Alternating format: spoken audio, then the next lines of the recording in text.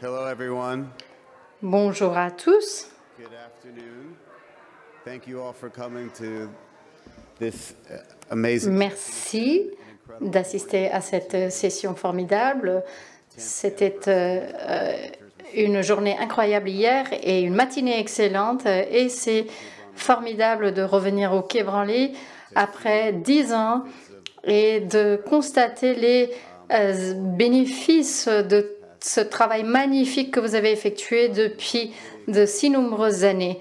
Et nous nous réjouissons de débuter cette session. Et je m'appelle Hank Willis Thomas. Je suis le fils de Deb. On me connaît plus en tant que fils de Deb. Il n'y a pas de népotisme.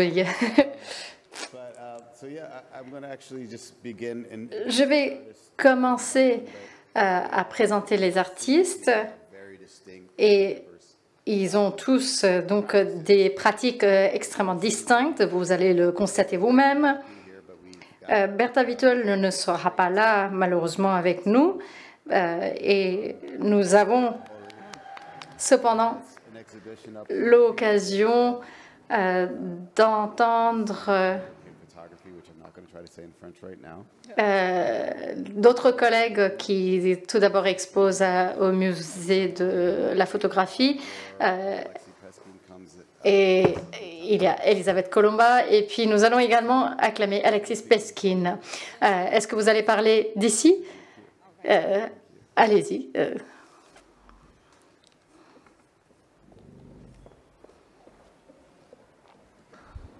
Hello. Bonjour. Can I? Is it? There we go. Oh, there you go. All right. Voilà.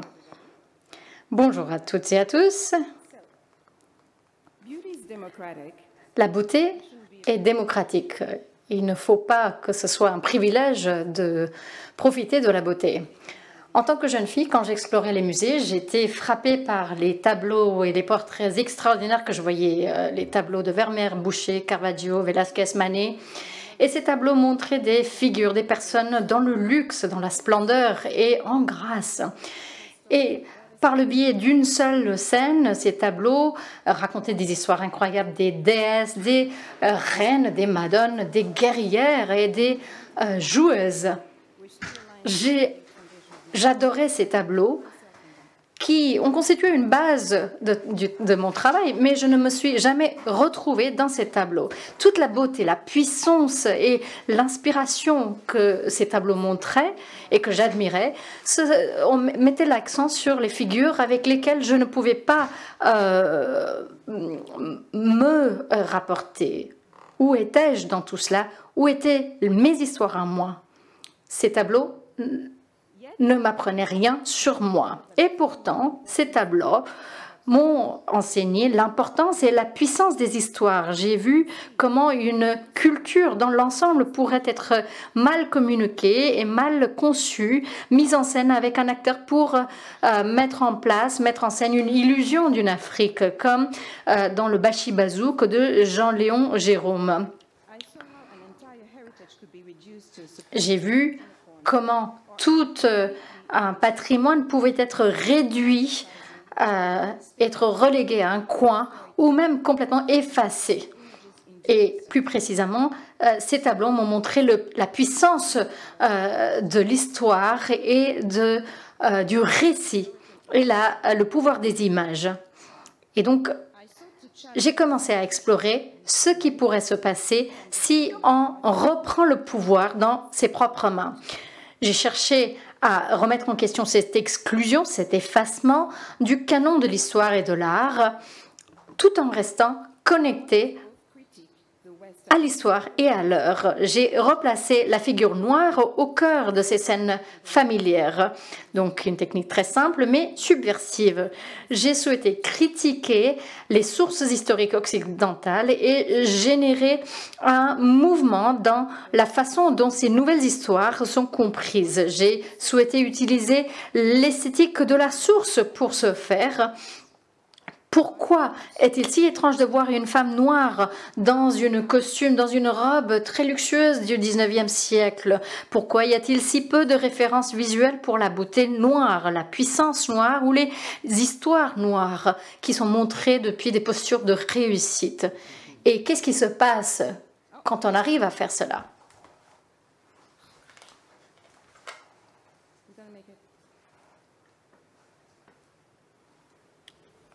Hello. J'essaie de manipuler cette télécommande et voilà, c'est bon. Armelle, à gauche,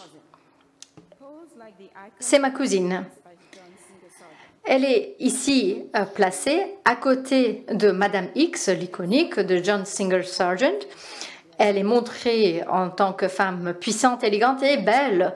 Et juxtaposée, ces deux femmes semblent être en équilibre, mais leur relation est caustique. Armelle est née dans un patrimoine d'esclavage, alors que Madame X était née dans Louisiane à des créoles blancs. Madame X incarne l'archétype de la beauté, une beauté qui est définie par la blancheur de sa peau. En tant que ici, Armelle est positionnée comme son égale et ainsi nous sommes en mesure de reconsidérer ce que l'on croit connaître sur la définition de la beauté, ce que l'on a montré, en a été montré par ces images et en même temps commencer à poser de nouvelles bases, de nouveaux archétypes. Avec la puissance du portrait, j'ai repris les histoires qui ont été ignorées par le canon. En rendant de nouveau visibles les héros tels que Biddy Mason, dont le parcours depuis l'esclavage jusqu'à un statut de millionnaire reste légendaire et met l'accent sur son rôle dans notre histoire. Biddy Mason devient une figure permanente donc dans l'histoire. Harriet, ici à gauche, élève cette question de la visibilité davantage. Harriet s'est cachée pendant 7 ans dans un enclos tout étroit en protégeant ses enfants et dans l'attente. Et suite à sa fuite, son propriétaire a diffusé des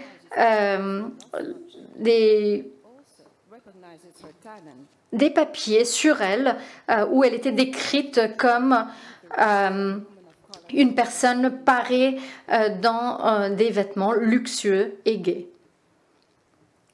Il est essentiel de voir des images, des preuves et des représentations visuelles de soi-même et de sa communauté et de ses ancêtres. Il est d'autant plus intégral au développement personnel que ces images que l'on voit soient constructives.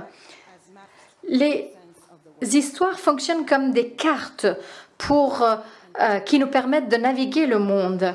La mythologie et les fables sont encore plus puissants puisqu'ils fournissent une distance parfaite par rapport à la réalité. Nous sommes en mesure de lire la réalité sans être impliqués dans la réalité, sans être jugés par la réalité. On peut ainsi choisir la proximité avec ces histoires et en quoi nous souhaitons appliquer ces histoires à nos propres vies. Qu'il s'agisse de représenter Daphné à gauche, pas comme un objet de proie, plutôt comme quelqu'un d'indépendant, ou Minerve, entourée des références à la guerre, mais également des références aux arts. Tout cela montre la complexité très riche de ce qu'elle représente et les portraits mythologiques fournissent ainsi une nouvelle plateforme pour la figure noire qui peuvent exposer le pouvoir et le prestige. On peut ainsi réviser l'histoire et la subvertir. À côté de Daphné, on trouve la sculpture L'Extase de Sainte Thérèse, Et ici, la sculpture reprend un nouveau sens et annonce un changement. Dans la mythologie, la couleur de la peau ne raconte plus l'histoire ou le statut de la personne et montre plutôt la représentation nouvelle de la personne. Et avec ce nouveau protagoniste, ce n'est pas seulement l'histoire qui est perturbée, c'est même notre lecture qui l'est. Ici, vous avez un aperçu d'un travail qui est toujours en cours. Il ne s'agit pas d'un tableau fini. Il s'agit d'une série que j'ai démarrée et ce tableau s'intitule « La roue de fortune ». Les maîtres de la Renaissance et du XIXe siècle utilisent l'iconographie comme un dispositif rhétorique. Ici, il y a un langage rempli d'images avec des définitions sociales pour chaque image. Le tableau n'était pas une simple documentation d'un événement, mais plutôt une représentation rhétorique d'un événement. Ici, c'est une tradition du XIXe siècle. On voit un portrait d'une aristocrate, mais cette image nous appelle à revoir cette scène. Cette jeune fille des Caraïbes est représentée dans un contexte de luxe et on réinterprète la façon dont on lit le concept de luxe. On ne voit pas de faisan et de lièvre sur la table, mais plutôt des fruits des Caraïbes, les ananas, les noix de coco, les mangues, la canne à sucre. Et les chaises Louis XVI sont décorées de façon classique, mais sur une des chaises, on trouve un fruit de la passion qui est ouvert, qui est une référence au symbolisme cosmique des îles. Et la fille porte un jouet de l'époque victorienne, mais sa robe n'est pas faite de tissu de l'époque victorienne, mais plutôt de 3 tissus madras. Ainsi, nous sommes en mesure de relier avec le canon tout en subvertissant la vérité de ces histoires. Elle est en mesure d'exposer les limites de ces récits et de raconter ces histoires de sa propre voix. Ici, vous me voyez, il s'agit de nous qui regardons notre histoire, la façon dont cela a été piégé et remballé, la façon dont notre histoire a été vendue. J'ai décidé de me le réapproprier et de la re-raconter en me posant les questions suivantes. Qu'est-ce que je veux de cette histoire d'art? Et comment je veux être incluse dans cette histoire? Je veux être incluse dans cette histoire et je veux que l'on inclue d'autres personnes dans cette histoire. Et afin de faire ceci, nous devons être inclus.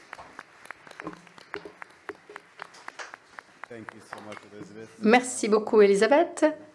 Nous allons maintenant donner la parole au docteur Fahama Pekou.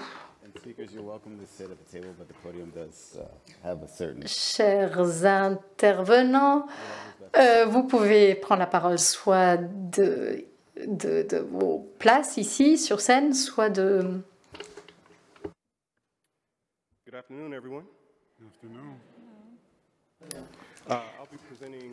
Bonjour à toutes et à tous. Je vais vous parler d'un corpus de travail qui s'appelle « La fin de la sécurité ». Ce travail a été inspiré d'une citation de James Baldwin. Je cite « Tout changement réel implique l'éclatement du monde tel que l'on a toujours connu, la perte de tout ce qui faisait notre identité, la fin de la sécurité. Et dans un tel moment, incapable de voir et n'osant pas imaginer ce que l'avenir nous réserve désormais, on se raccroche à ce que l'on savait ou à ce que l'on rêvait de posséder. Pourtant, ce n'est que lorsqu'un homme est capable, sans amertume ni apitoiement, de renoncer à un rêve qu'il a longtemps possédé, qu'il est libre. Il s'est libéré pour de plus grands rêves, pour de plus grands privilèges. Il y a quelques années, Je parlais avec mon ami Patterson, nous étions dans une session ensemble et on nous a demandé de parler sur l'idée de la noirceur et la notion de résistance dans son travail. Et la question était la suivante. On nous a demandé ce que l'on voulait que notre travail signifie d'ici 100 ans. Et la réponse était « Je ne veux pas que mon travail compte ». Et cela m'a fait réfléchir à la façon dont, en tant qu'artistes noirs, nous nous relions à des notions de résistance. Et cela m'a fait m'interroger sur qui j'étais au-delà de cette notion de résistance. Et depuis, j'ai beaucoup réfléchi à cette question de l'identité noire et de la résistance. J'épouse entièrement ma noirceur, mais j'ai également décidé que c'était quelque chose qui m'a été imposé. C'est une définition, c'est une perspective que je suis obligée d'accepter. Et comme Frantz Fanon, Aimé Césaire et James Baldwin avant moi, j'ai atteint un point où je dois prendre le risque d'écarter ce masque, prendre le risque de retourner à mon soi d'origine, prendre le risque de témoigner de la vérité de mon existence et de son impact sur les espaces que j'occupe. Je parle de la noirceur comme une imposition, puisque les idées autour de cette identité et de cet état viennent d'autrui. Quand je rentre dans une salle, avant d'être américain, avant d'être homme ou avant même d'être humain, je suis noir. Ces concepts sont créés par d'autrui pour moi. Ainsi, je porte le fardeau de cette identité et la définition des autres. Je pense que c'est quelque chose qui est pertinent uniquement pour les personnes noires et particulièrement pour des Américains noirs. Pour un Français, un Marocain ou même quelqu'un qui vient du Cameroun, ces personnes-là peuvent beaucoup plus facilement réconcilier les questions de l'identité par le biais de la notion de la nation, de la langue, la religion, etc. Alors que pour les Américains noirs, il y a différentes couches par lesquelles nous devons naviguer avant de commencer à se poser la question « Qui suis-je » ? Et parfois, ce sont des couches qui nous restent, puisque c'est finalement un havre de sécurité. La fin de la sécurité, donc, consiste à écarter ces couches, les couches de compréhension, de connaissance et de confort. Il s'agit d'une tentative de représenter l'acte très délicat de se voir pour la première fois pur et entier.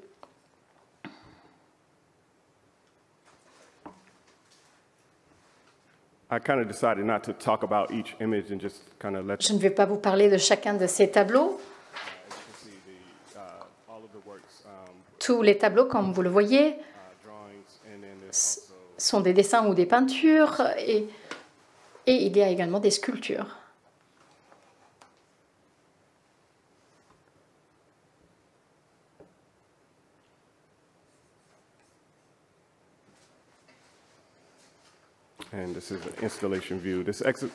Ici, c'est une installation qui a été exposée à Marrakech en début de l'année. Merci beaucoup.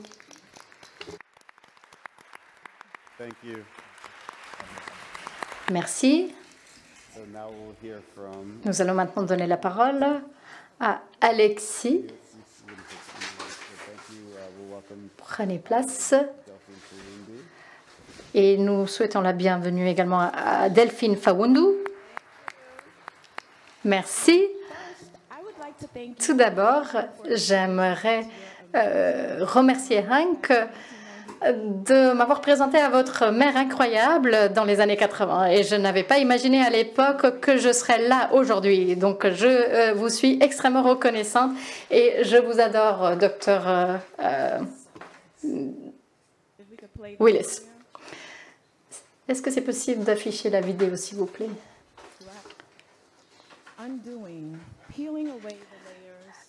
Défaire les couches, transformer l'histoire en notre histoire, des histoires du passé et de l'avenir, le pouvoir collectif de mémoire ancestrale.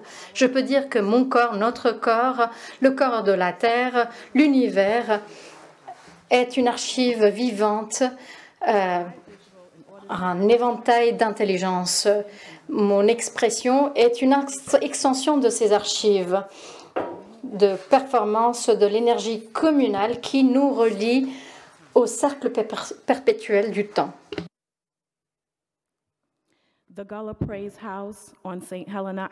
Cette maison sur l'île de Sainte Helena, dans la Caroline du Sud, est juxtaposée à l'océan Atlantique où elle rencontre les bords de Brooklyn. Chaque année, nous faisons des offrandes à ceux qui nous ont montré la voie. Cette maison est construite de panneaux, comme dans les villes de Sierra Leone. Il s'agit d'un espace spirituel pour le peuple de cette région qui, en grande partie, était des descendants des populations de Sierra Leone.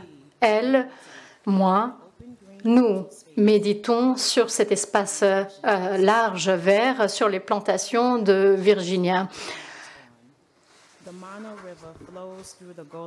La rivière Mano coule traversant les forêts de Liberia pour se jeter dans l'Atlantique. Elle est enrobée dans une robe et d'un foulard. La distance et la guerre civile les a séparés, mais les textiles de sa grand-mère sont restés avec elle. Et la mère a porté ces robes dans les années 70 et dans les années 80.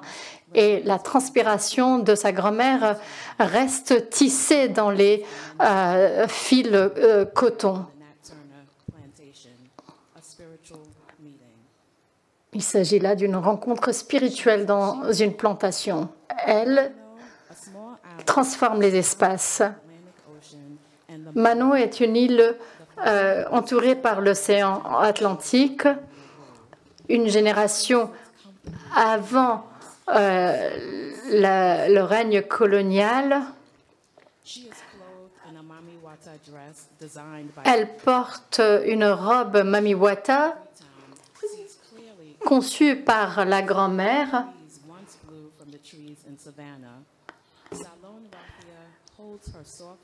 Le raffia représente ici sa tête.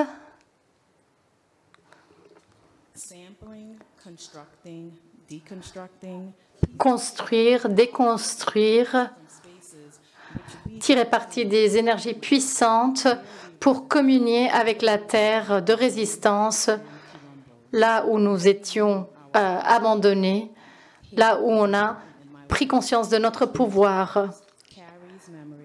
Mon travail transforme, porte, protège, continue de grandir. Parfois, cela résiste même à la gravité. Pour Mama Adama, les hymnes et les fables constituent une conversation spirituelle entre moi et ma grand-mère. Parfois, je deviens ma grand-mère.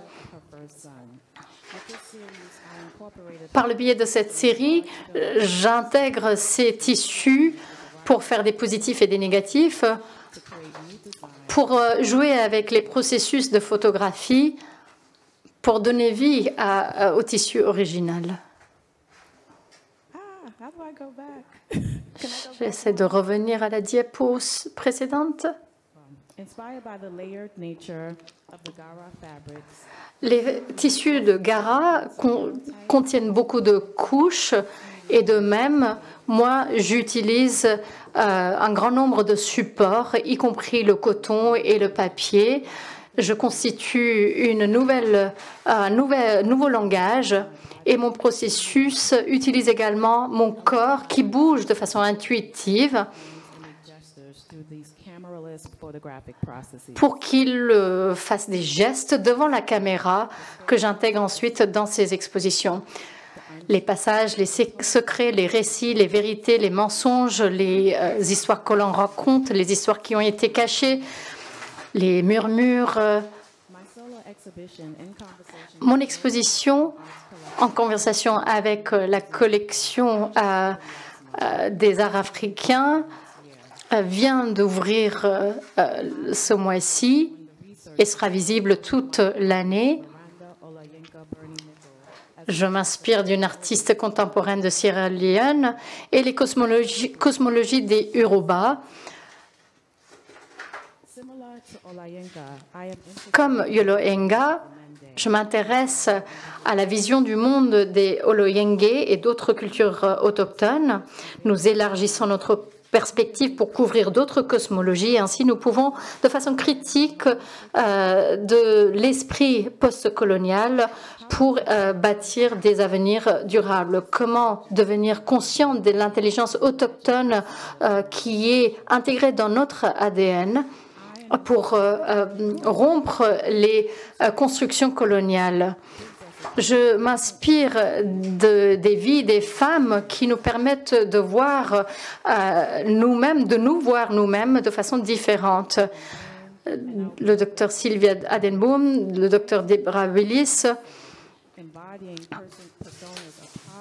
montrent qui étaient les anciennes philosophes et les magiciennes d'autrefois. Est-ce que c'est possible d'afficher cette vidéo? Je m'appelle Adama Delphine Fowundu. Je suis consciente que Mende, Boubé et les cosmologies Pamulébé sont intégrés dans mon ADN. Je ne connais pas la partie de moi-même ancestrale qui se transforme et qui devient ma grand-mère. Et je pense aux esclaves qui sont retournés en Guinée équatoriale pour redevenir ma grand-mère et pour donner naissance à ma mère. Mon esprit s'aligne avec l'océan, avec le vent, et mon corps parcourt les paysages du Nigeria, de Sierra Leone, du Mali et du Ghana, les îles de Sainte-Hélène et de Fasky provoquent en moi des souvenirs que je ne peux attraper. Mon esprit se calme grâce à la verdure de Caroline du Sud. Et je me demande pourquoi la Sicile me donne l'impression que c'est chez moi. Qu'il s'agisse de l'Atlantique, de la Méditerranée ou de l'océan Indien, ou les eaux du Hudson, de Mississippi, etc., tout cela me provoque des questionnements. De quoi se souvient-on? La prochaine diapo, s'il vous plaît. Est-ce que c'est possible de jouer cette vidéo, s'il vous plaît? C'est ce lien à la Terre. Ce lien à la Terre m'inspire et inspire ma connexion au-delà des pays, des frontières et des identités homogènes. Je comprends la Terre comme un ensemble d'espaces. La prochaine diapo, s'il vous plaît.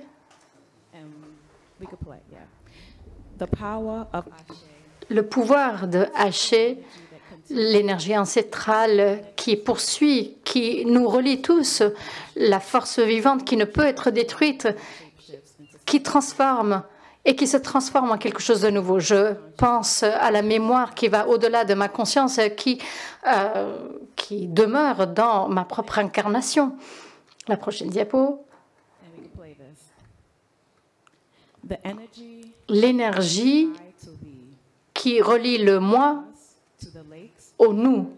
Cela relie les rivières, les lacs, les océans, les arbres, les humanités au-delà des frontières nationalistes.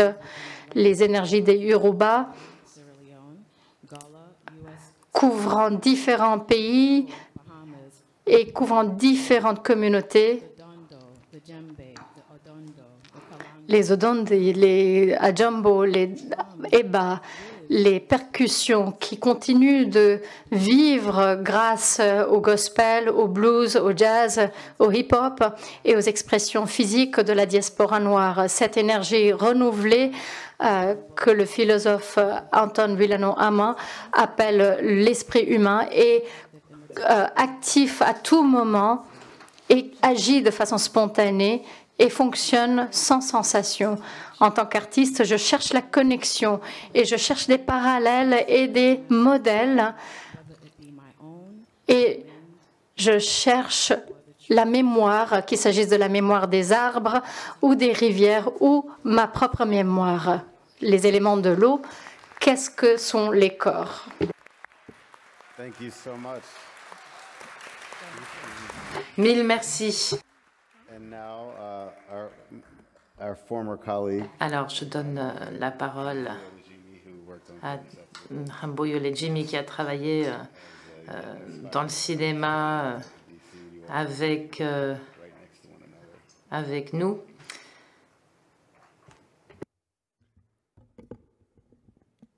Good afternoon. How's everybody doing today? Bonjour, comment vous allez aujourd'hui? I just wanted to thank Dr. Alors, je voulais simplement remercier tous ceux qui ont organisé le colloque, Dr. Deb notamment. And it's great to be here. Et je suis vraiment ravie d'être ici parmi tout le monde. Est-ce que je dois juste cliquer pour faire avancer les diapos? Oui, d'accord. I'm gonna share with you a little bit of what I'm Alors, je vais partager avec vous just did a project that's currently on view. des éléments d'un projet. J'ai un projet qui est à la Biennale de Shoujo et là, on essaie de se porter sur la notion de bouffonnerie qui vient interroger l'imaginaire colonial et notamment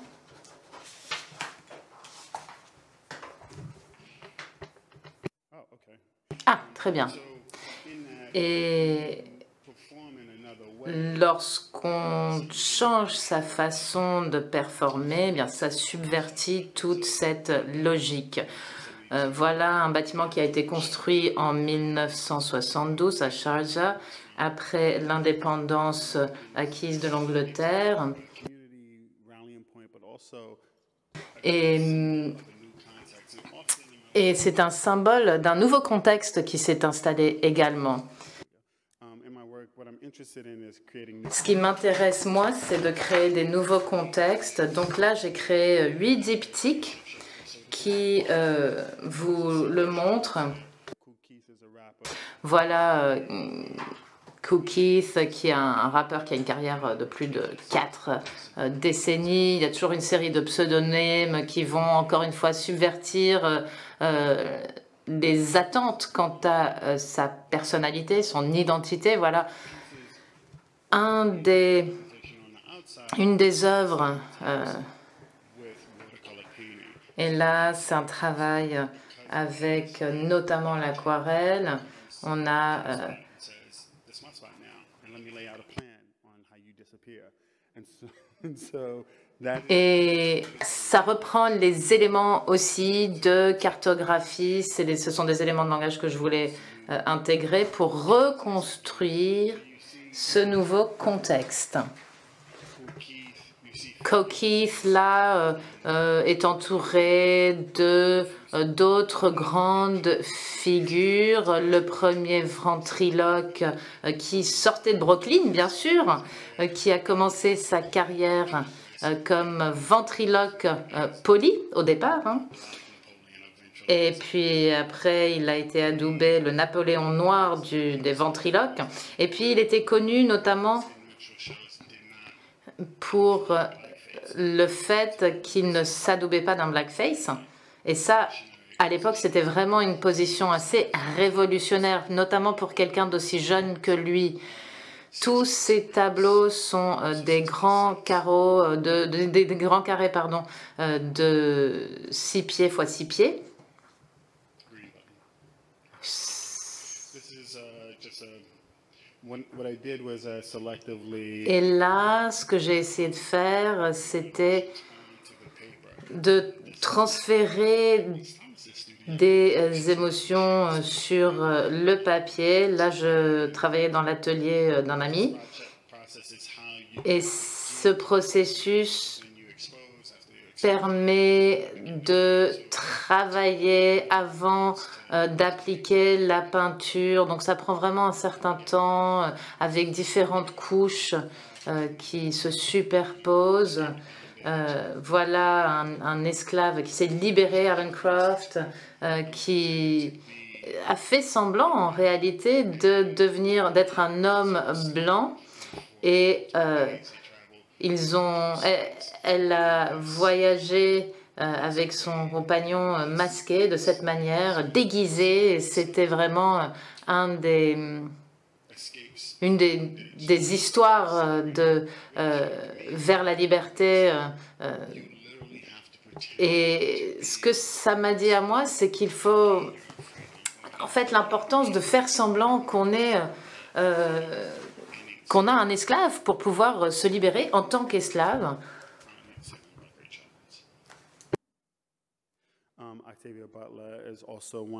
Et puis là aussi, il y a Butler qui est encore quelqu'un qui a créé des nouveaux contextes avec Samuel Ardellini qui faisait partie de cette cohorte également. Donc, la façon dont ces œuvres fonctionnent, c'est de prendre justement cette salle avec 16 différents panneaux côtés. Là, vous voyez par exemple l'entrée qui mène dans l'espace. C'est en fait un bâtiment qui est conçu de manière circulaire. À l'intérieur de cet espace, moi, je voulais créer un paysage un peu surréaliste. Là, vous aviez par exemple 110 tonnes de sable qu'on a coloré au cours de plusieurs mois.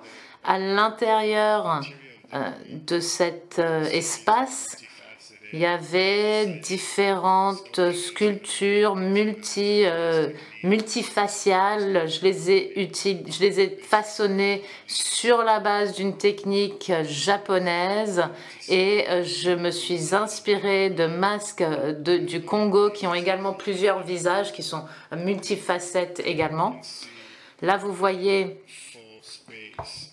tout l'espace tel qu'il a été mis en scène avec les sculptures installées au centre.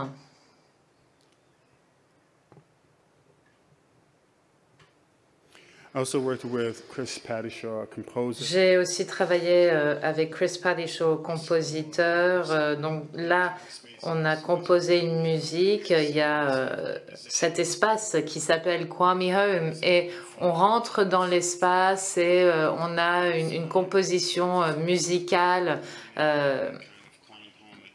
avec différents éléments qui rappellent le sens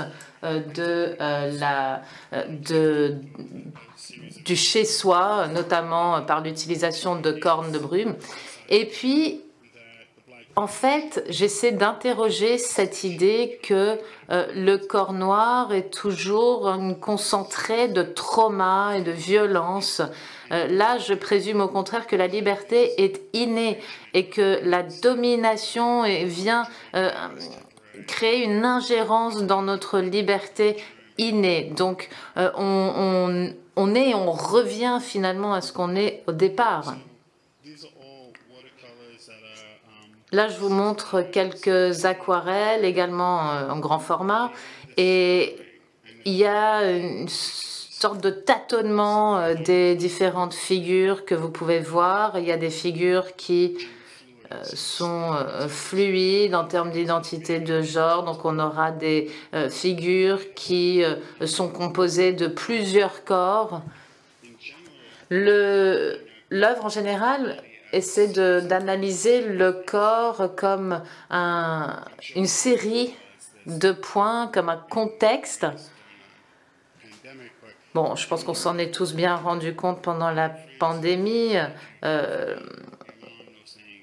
On rentre, on revient chez soi, on revient dans le berceau familial et on se rend compte que sa mère, son frère savent des choses sur vous dont vous êtes des parties que vous avez oubliées. Donc là, je parle vraiment de l'être pluraliste avec cette idée que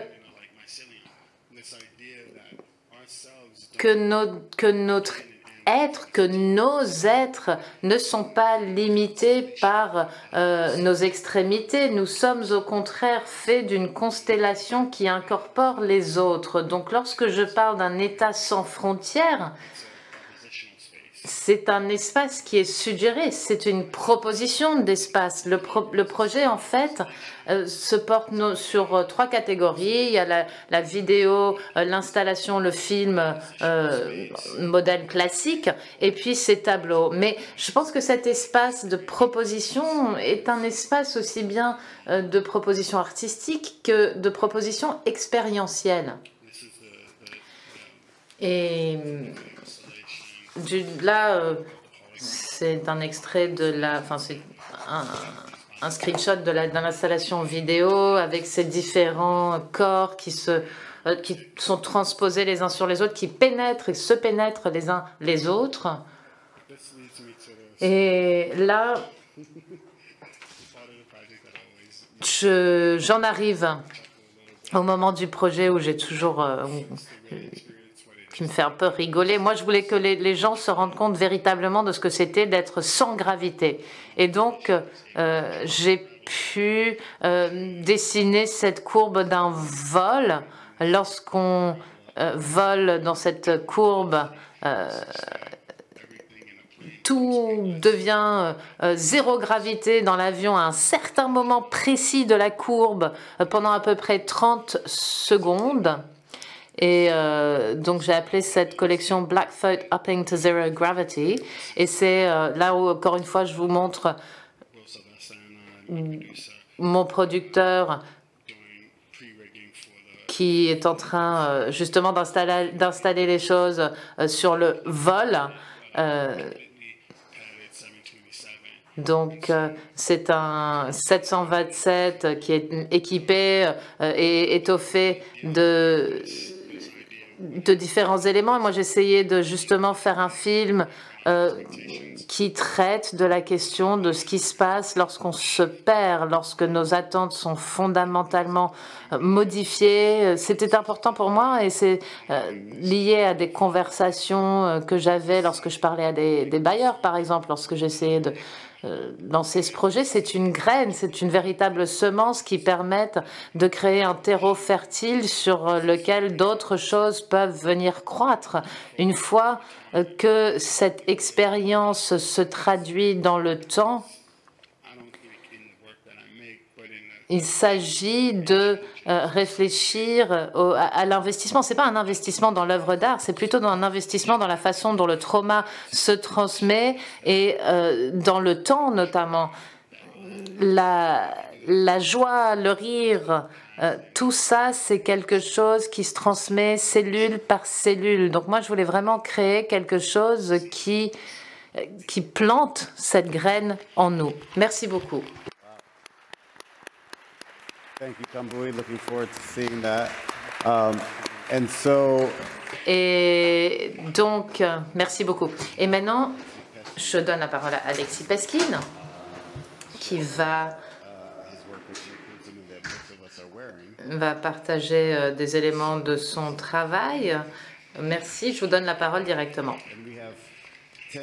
On a 10 minutes pour les 2 derniers orateurs, donc on devrait être dans les temps, on l'espère en tout cas. Merci beaucoup, merci de m'avoir invité. Là, je suis vraiment parmi les grands, parmi les grands. Deb, merci beaucoup de me permettre de vous présenter mon travail.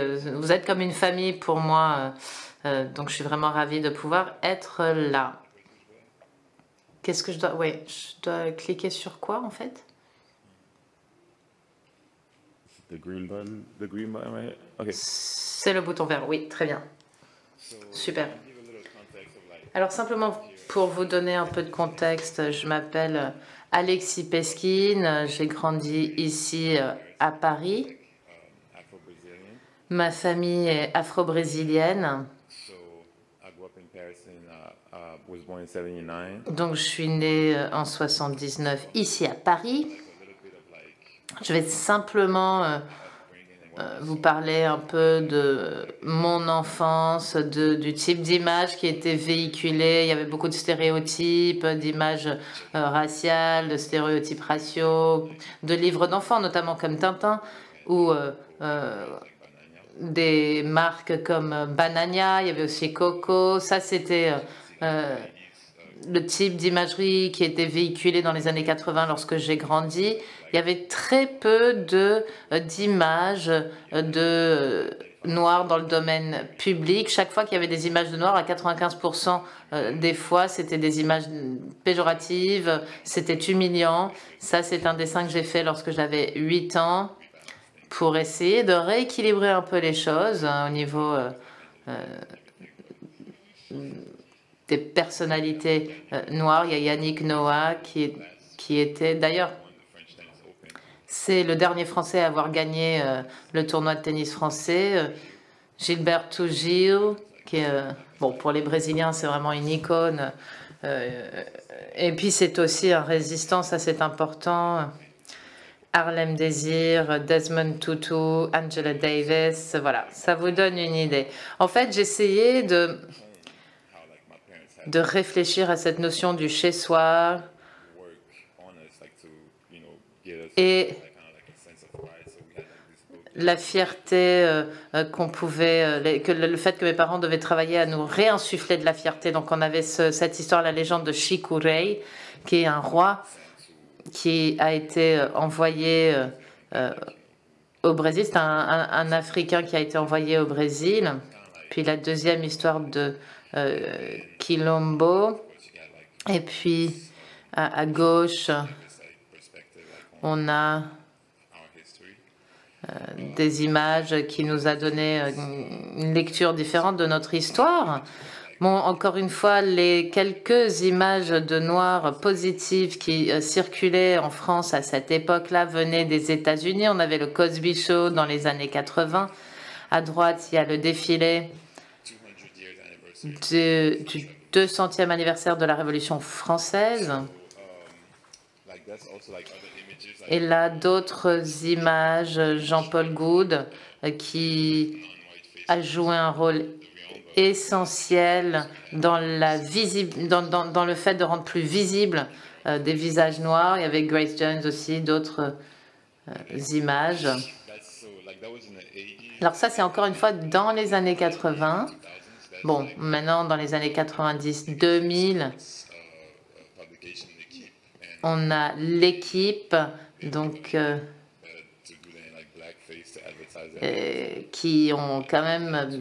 qui se sont servis des blackface pour vendre leur journal. Ça fait pas si longtemps. Ça, c'est l'Assemblée nationale où les lois sont votées. C'est encore un exemple, c'est dingue. Il y avait une commission pour traiter de la question de l'histoire de France. Il y avait la question de l'abolition de l'esclavage notamment. Voilà l'exemple qui a servi à illustrer cet aspect. Bon, il y a à un moment donné toute une pétition pour essayer de critiquer cette image, mais il y a quand même eu un vif débat parce que d'autres pensaient que c'était enfreindre à la liberté d'expression. Donc il y a eu toute une série de manifestations. Ça, c'est Adama Traoré qui a été tué par les policiers il y a 6-7 ans. Et il n'y a toujours pas... Bon, il est mort quand il avait 24 ans. Sa sœur essaye de faire en sorte qu'il y ait un jugement. Elle, en fait, on a porté plainte contre elle, même avant le procès du policier. Et il y a aussi des cas d'emprisonnement d'innocents. Les policiers n'ont toujours pas été jugés dans l'affaire Adama Traoré. Assa Traoré. Bagui Traoré, donc le frère dont je parlais, qui a été emprisonné. Ça, c'est de la violence policière. Mais même moi, quand j'ai grandi ici, c'était la même chose. Il y avait des violences policières assez régulièrement. On se faisait arrêter au moins une fois par semaine quand on était jeune. Ça, c'est... quelqu'un qui a été tabassé devant son studio, il aurait été emprisonné si ça n'avait pas été filmé. Ça, c'est des enfants qui ont été tués en 2005, Mdouna et Nziaben. Et c'est ça qui a déclenché les émeutes en 2005. Voilà pour vous donner quelques éléments de contexte de comment c'était quand j'ai grandi ici en France et comment ça a influencé mon travail. Ça, c'est des éléments de travail photographique, la liberté guidant le peuple de Delacroix. Moi, j'ai fait une Marianne noire parce que, en tout cas, quand moi, j'ai grandi, être français ne voulait pas dire être noir, ou être noir ne voulait pas dire être français, être musulman non plus. Voilà d'autres exemples de mon travail. Bon, je vais aller un peu plus vite parce que je voudrais vous montrer autre chose à la fin. J'ai aussi fait une exposition qui s'appelait Le radeau de la Méduse. Je traitais de la question de la migration, des flux migratoires et du colonialisme.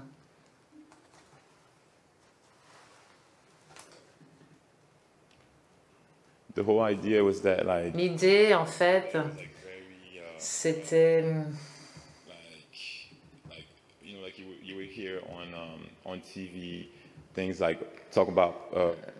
comme quand on entendait beaucoup de choses sur l'immigration, toujours pointées comme un problème,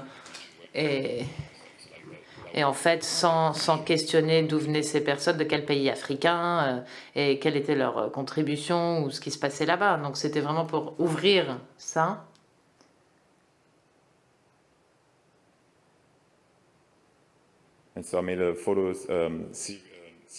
Donc j'ai fait une série photographique et un film que j'aimerais vous montrer.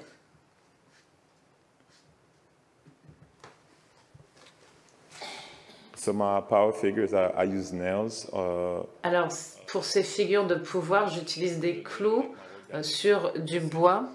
J'ai vraiment essayé de distiller, d'être au plus fort de la simplification.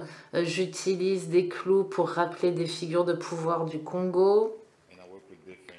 Et justement, j'ai de l'hibiscus sur l'arrière-plan ou alors du café.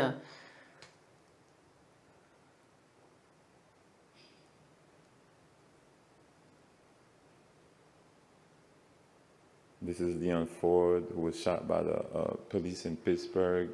Ça, c'est l'homme qui a été tué par les policiers à Pittsburgh. Est-ce qu'on peut montrer le film, le petit extrait de film? Merci.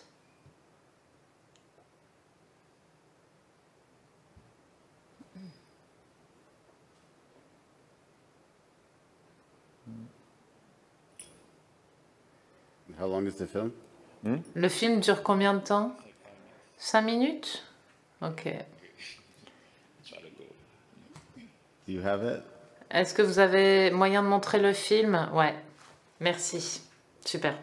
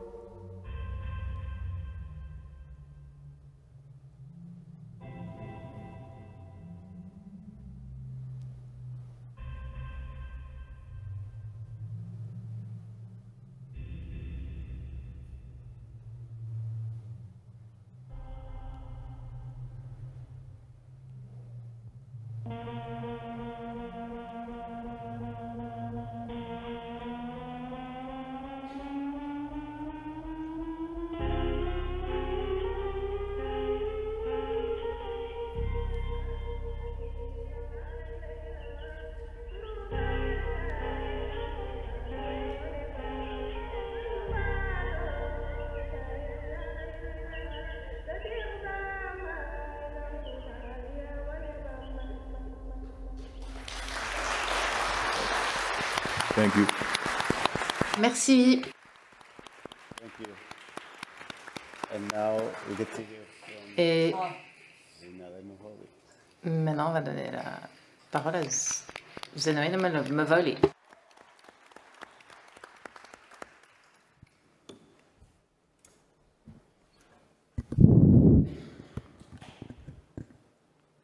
Do I have a presentation? Est-ce que on peut voir ma présentation? I'll be done in 2 minutes. We good? C'est bon? Alors, je m'appelle Zanele Moholi Both my names and surname have a meaning. et Fine line between Zanele and Zenzel. Zanele et Zenzel, ça se rapproche, c'est très proche. Et Zanele veut dire suffit, ça suffit. Et Zenzele, ça veut dire fais-le tout seul. C'est un peu du bricolage et c'est pour ça que vous voyez que mon étiquette, elle est écrite à la main. En fait, je ne devais pas prendre la parole, mais je le fais pour Hank. J'ai un petit faible pour Hank. Donc, je vais faire de mon mieux. C'est toujours agréable d'être ici et René m'a fait le cadeau de gérer les diapositives parce qu'on l'a fait ensemble. Elle comprend mes difficultés à le faire. On l'a fait très rapidement. Merci encore à tous. Merci. Je suis vraiment très honorée de pouvoir être ici. Moi, j'ai un peu suivi ce cheminement de Black Portraitures parce que ça fait vraiment partie d'un des éléments phares du canon d'art noir. Et là, je pense que c'est aussi quelque chose où on peut mettre en avant les préoccupations LGBTQI+. Il y a souvent un manque de présence queer dans ce type d'espace, alors qu'il y a toute une série de chercheurs universitaires queer. Et peut-être que les gens sont toujours en train de suffoquer dans leur petite tour d'ivoire universitaire. Peut-être pas. Je ne suis pas là pour parler au nom des autres. Je suis là pour vous présenter ce que moi j'ai présenté. C'est une sorte de forme de savoir authentique qui est vraiment nécessaire aujourd'hui dans le monde. Et il faut aussi qu'on puisse mettre en avant des archives visuelles qui ouvre un terrain nouveau sur des choses qui n'ont jamais été faites dans l'histoire. On parle d'exclusion souvent, mais parfois c'est nous-mêmes qu'on perd, on se perd à nous-mêmes d'une manière ou d'une autre. Ce que vous avez devant les yeux là, c'est une affiche d'une exposition nomade qui a été lancée à la Tate Moderne à Londres. Et lorsqu'on m'a demandé de présenter mon travail à la Tate, il était vraiment clair que les musées sont encore assez frileux, pour ne pas dire allergiques, quant à l'inclusion des œuvres du monde LGBTIQI+. Moi,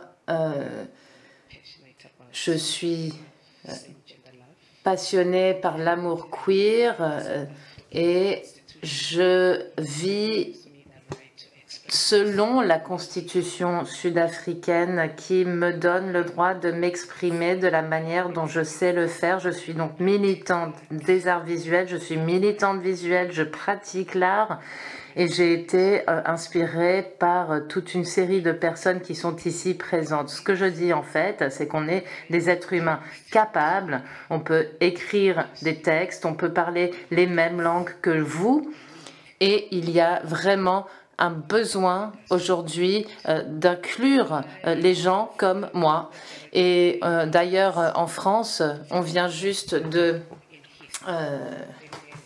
d'avoir pour la première fois dans l'histoire une exposition d'une personne queer qui a attiré plus de 80 000 visiteurs. And there'll be a whole lot that's about to come if we support each Et nous allons organiser encore plus d'expositions. Nous pouvons le faire si nous soutenons ces artistes. other, not to know them.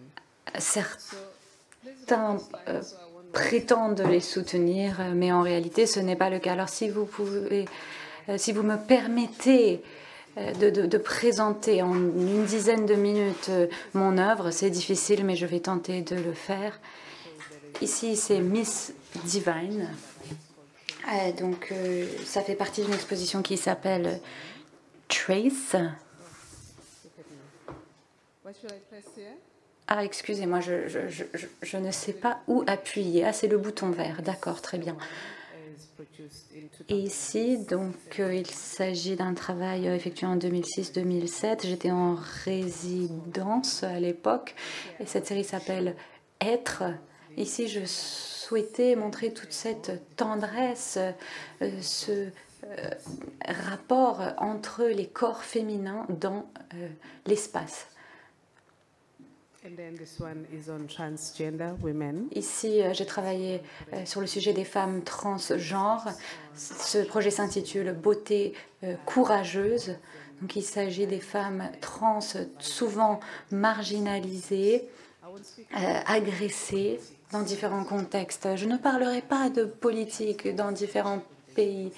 Je ne parlerai pas de la situation aux États-Unis, par exemple, la façon dont on parle des personnes trans. Je parlerai uniquement d'une certaine partie de mon travail. J'ai travaillé avec Anna Locke et j'ai créé plus de 5000 images sur les corps queer, les corps trans dans différents espaces. Et il y a plusieurs personnes comme Lola Flèche qui m'ont précédée et qui ont accompli un travail extraordinaire. Des personnes comme Adjamo X et bien d'autres, donc, qui nous ont montré la voie. Quand je faisais ma thèse en 2009 au Canada, puis ensuite je suis allée à New York pour faire mon terrain et j'ai consulté les archives de l'histoire lesbienne et j'ai vu le manuscrit d'Odo-Lotte et j'ai constaté l'exclusion, la douleur, le fait de se voir dire ce contenu n'a rien à faire ici, par exemple. Et j'ai présenté mes projets visuels, donc un travail sur l'affiche notamment. Certains ont été reçus, j'ai soumis ces projets, ils ont été acceptés dans certains cas, dans d'autres non, mais j'ai appris à travailler sans craigner l'exclusion. Ici, vous avez une figure très connue à New York et quand la liberté, donc cette incarnation de la liberté, et quand on réfléchit à l'histoire, on se demande qui est cette incarnation de l'histoire. Ici, il s'agit de Somia Gonamia, où je loue mes ancêtres, je chante les louanges de mes ancêtres. C'est extrêmement important lorsqu'il s'agit d'une réflexion quant à l'histoire. Donc j'ai commencé à travailler sur ce projet en 2012 dans des régions francophones, des territoires français ou francophones. Ici, il s'agit de Mayotte.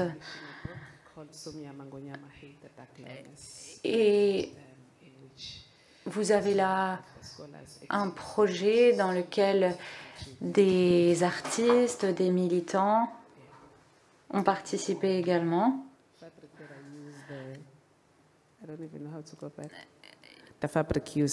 Ici, le tissu est traditionnel et nous nous appuyons sur ces techniques. Et les noms sont en zoulou. Et il se trouve que c'était ma langue maternelle.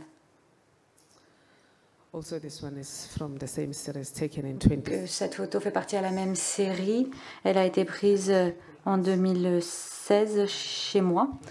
On me demande souvent si je me peins le visage. J'explique que je ne le fais pas parce que je suis déjà noire et parce que je ne suis pas dans la mimique de l'autre, de ceux qui l'ont fait, soit par ignorance ou simplement pour nous attaquer. Ici, en 2017, donc il s'agit... ça s'appelle Autographe, c'est un projet de 2017. Et ici aussi, vous avez d'autres photos qui appartiennent à cette série. Ici, il s'agit d'une exposition à Spelman College, car les photos, finalement, ont fait l'objet de plusieurs expositions. Mais ce que je cherche à faire réellement, c'est inciter d'autres à entreprendre ce type de projet. Car souvent, en tant que photographe, on n'aime pas être photographié, mais ce n'est pas mon cas. Je pense qu'il est important qu'on se souvienne de nous, et c'est important que pour nous-mêmes de nous souvenir. Alors encore une fois, il s'agit du projet Autographe. Ici, c'est moi. C'est moi et j'ai utilisé un appareil analogique. J'utilise donc ici un appareil Canon, R6 ou R5. J'utilise le plus souvent Canon. Et donc, selon certains cas, j'utilisais des appareils analogiques, Pentax K1000.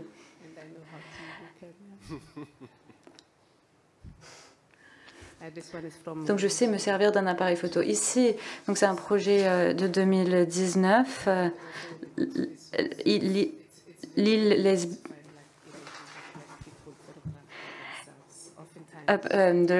C'était un projet dans le cadre de la Biennale de Venise.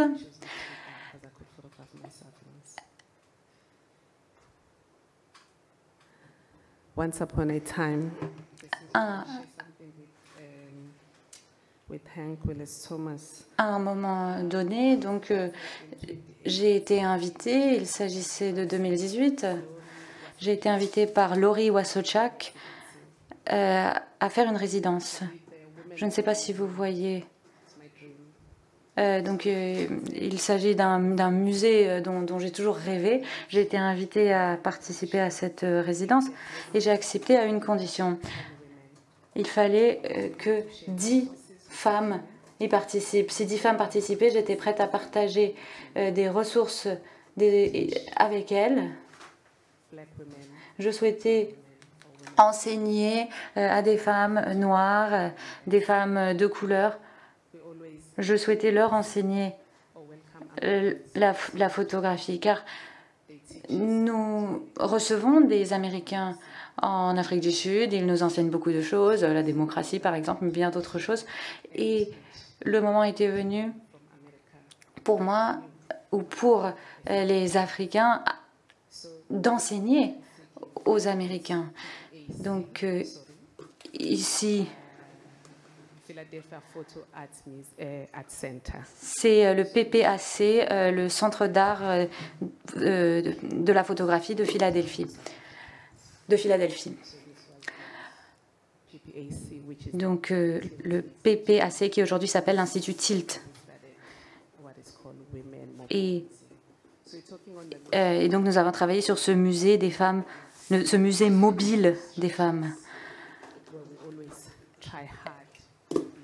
Nous essayons, nous nous efforçons trop souvent d'être quelque chose que nous ne sommes pas en réalité. Et pour moi, un musée nous permet d'accéder à un certain type d'apprentissage. Et aux États-Unis, il y a des centres sportifs.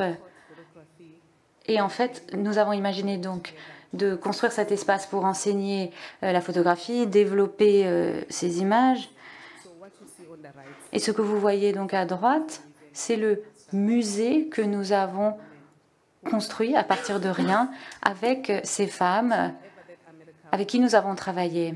Et donc ce que les États-Unis m'ont donné, eh bien, je l'ai rendu aux Américains, car ces personnes aussi méritent d'être vues et entendues dans leurs propres espaces. Donc ce musée est accessible. Nous avons la publication, celle que vous avez vue, et j'ai invité René donc à venir, à nous aider, m'aider à concevoir l'exposition. Et ce que je fais aujourd'hui,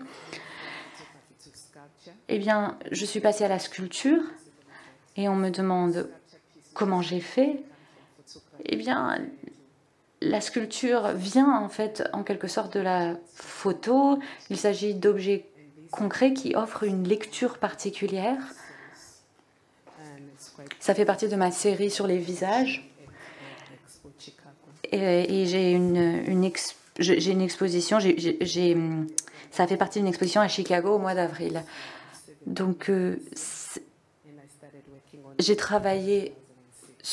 commencé à travailler sur cette exposition, sur ce projet en 2006, donc ça fait aujourd'hui 17 ans.